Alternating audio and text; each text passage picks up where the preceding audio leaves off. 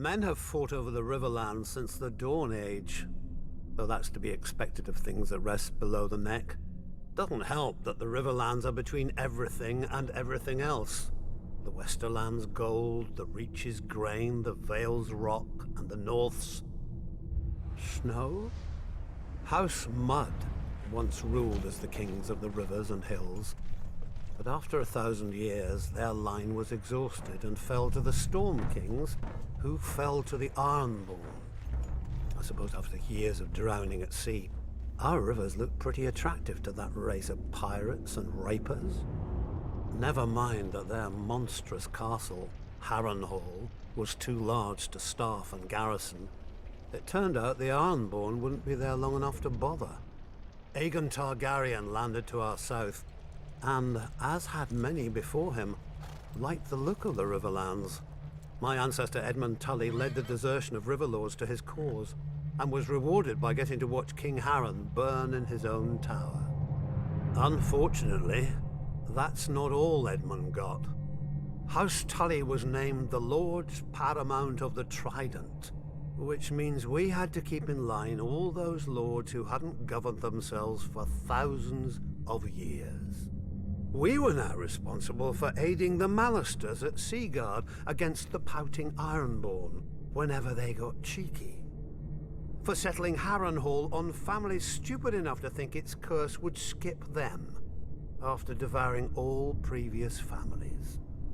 For keeping the Blackwoods and Brackens from wiping each other out and giving us 2 more castles to deal with. For keeping the Freys in their place and out of others' pockets.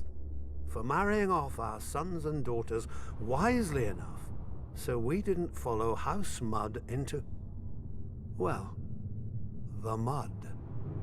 Yet under the Targaryens, the Riverlands knew a peace we hadn't had for centuries, if ever. But like all good things, sooner or later it all goes to shit. And our shit had a name. Aerys Targaryen.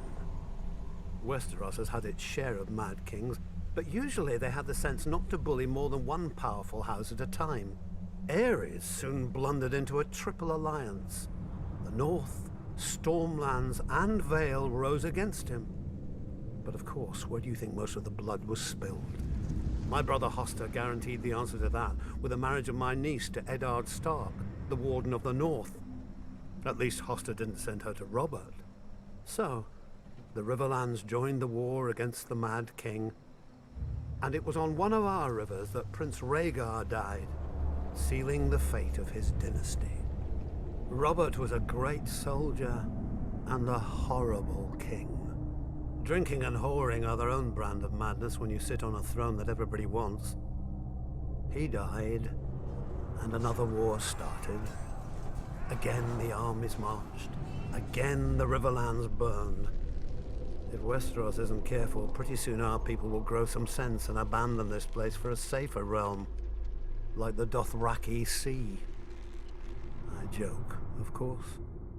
The Riverlands are our home, and God's help us, we love it. Still, as they say, the king eats and the hand takes the shit. The same is true of the Riverlands. The 7 kingdoms piss, and the Riverlands change clothes.